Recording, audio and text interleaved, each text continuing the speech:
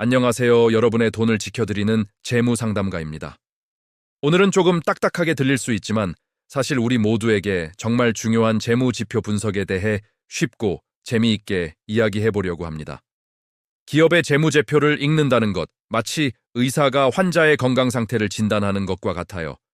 숫자들이 모여 기업의 건강 상태, 즉 재무 건전성을 알려주는 신호가 되거든요. 이걸 알면 우리는 더 현명한 투자 결정을 내릴 수 있고, 내가 다니는 회사가 얼마나 튼튼한지, 혹은 앞으로 다닐 회사를 고를 때도 큰 도움이 됩니다. 겁먹지 마세요. 제가 하나부터 10까지 차근차근 알려드릴게요. 자, 재무제표에는 크게 세 가지가 있습니다. 재무상태표, 손익계산서, 그리고 현금 흐름표. 이름만 들어도 머리가 아프신가요? 괜찮아요. 아주 간단하게 핵심만 짚어드릴게요.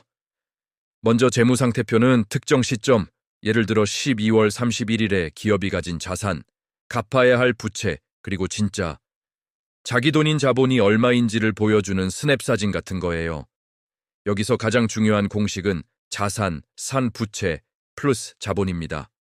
너무나 당연한 말이죠? 내가 가진 모든 것은 빚 아니면 내 돈이니까요. 재무상태표에서 우리가 눈여겨봐야 할 첫 번째 지표는 바로 유동비율입니다.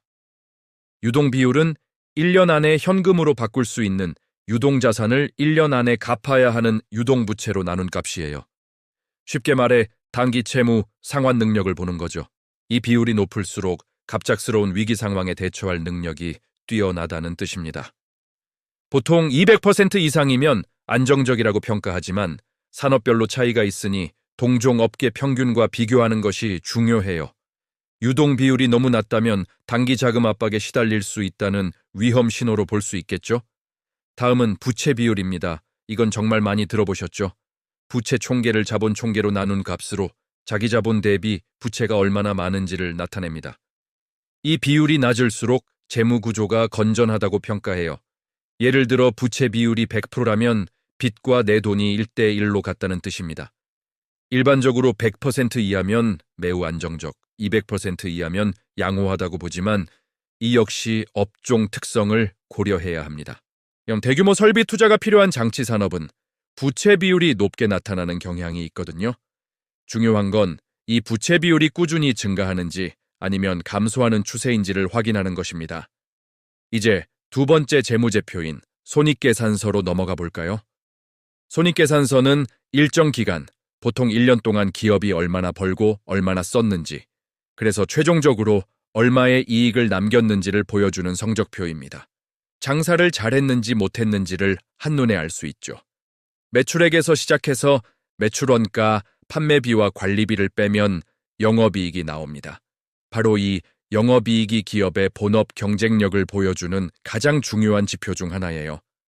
영업이익률은 이 영업이익을 매출액으로 나눈 값입니다. 1,000원짜리 물건을 팔아서 얼마를 남겼는지를 보여주는 수익성 지표죠. 영업이익률이 높다는 건 그만큼 마진이 좋은 제품이나 서비스를 판매하고 있다는 뜻이고 비용 통제도 잘하고 있다는 의미입니다. 삼성전자나 애플 같은 초우량 기업들이 왜 대단할까요? 엄청난 매출뿐만 아니라 높은 영업이익률을 꾸준히 유지하기 때문입니다. 투자할 기업을 고를 때 이 영업이익률이 꾸준히 유지되거나 상승하는 기업을 눈여겨봐야 합니다. 손익계산서에서 또 하나 중요한 건 당기순이익입니다. 영업이익에서 영업 외적인 수익과 비용, 그리고 세금까지 모두 제외하고 최종적으로 주주에게 돌아가는 순수한 이익이죠. 이 당기순이익을 기반으로 우리는 주가수익 비율, 즉 PER을 계산할 수 있습니다. 비율은 현재 주가를 주당 순이익 EPS으로 나눈 값으로 기업이 벌어들이는 이익 대비 주가가 얼마나 고평가 혹은 저평가되었는지를 판단하는 잣대입니다. PR이 낮을수록 저평가되었다고 볼 수 있지만 성장성이 높은 기업은 미래 가치가 반영되어 PER이 높게 나타나기도 합니다. 따라서 동종업계 평균이나 과거 PER 추이와 비교 분석하는 지혜가 필요합니다. 마지막으로 현금 흐름표입니다. 많은 분들이 가장 어려워하고 또 간과하기 쉬운 부분이지만 사실 기업의 속사정을 들여다볼 수 있는 가장 정직한 재무제표라고 할 수 있어요. 손익계산서 상으로는 흑자인데 돈이 없어서 부도가 나는 흑자도산이라는 말 들어보셨죠? 바로 현금 흐름이 원활하지 않기 때문에 발생하는 일입니다.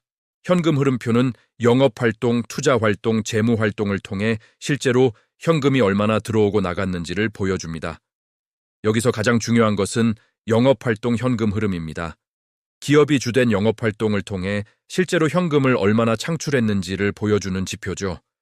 이상적인 기업은 영업활동 현금 흐름이 플러스 펄이고 당기순이익보다 큰 경우입니다. 이는 이익의 질이 매우 좋다는 것을 의미해요. 반대로 영업활동 현금 흐름이 마이너스라면 장사는 하고 있는데 돈은 오히려 밖으로 새고 있다는 위험 신호입니다.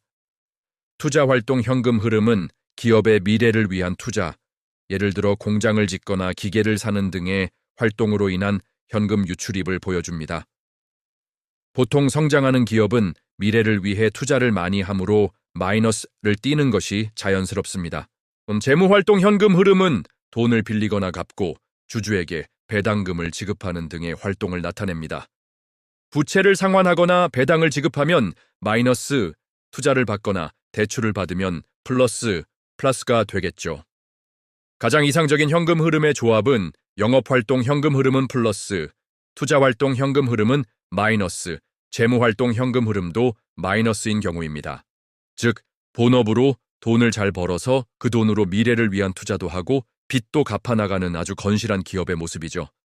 이 세 가지 현금 흐름의 부호 조합만 봐도 기업이 현재 어떤 상황에 처해 있는지를 대략적으로 파악할 수 있습니다. 지금까지 안정성, 수익성, 성장성을 나타내는 다양한 재무 지표들을 살펴봤는데요. 중요한 건 하나의 지표만 보고 섣불리 판단해서는 안 된다는 점입니다. 유동 비율이 높아도 재고 자산만 가득하다면 의미가 없고 PER이 낮아도 성장성이 전혀 없는 기업일 수 있습니다. 마치 우리가 건강검진을 할 때 혈압, 혈당, 콜레스테롤 수치를 종합적으로 보고 건강 상태를 판단하는 것처럼 기업 분석도 여러 지표를 유기적으로 연결해서 봐야 합니다. 또한 과거 3년에서 5년 정도의 재무 데이터를 함께 보면서 추세를 파악하는 것이 매우 중요합니다. 부채 비율이 점차 낮아지고 있는지, 영업이익률은 꾸준히 상승하고 있는지 그 흐름을 읽어야 기업의 진짜 실력을 알 수 있습니다. 그리고 반드시 동종업계의 경쟁사들과 비교 분석을 해야 합니다. 그래야만 해당 기업이 업계 내에서 어느 정도의 경쟁력을 가지고 있는지 객관적으로 평가할 수 있습니다. 오늘 내용이 조금은 어렵게 느껴지셨을 수도 있습니다. 하지만 한두 번 반복해서 보다 보면 분명 익숙해지실 거예요. 재무 지표 분석은 더 이상 전문가들만의 영역이 아닙니다.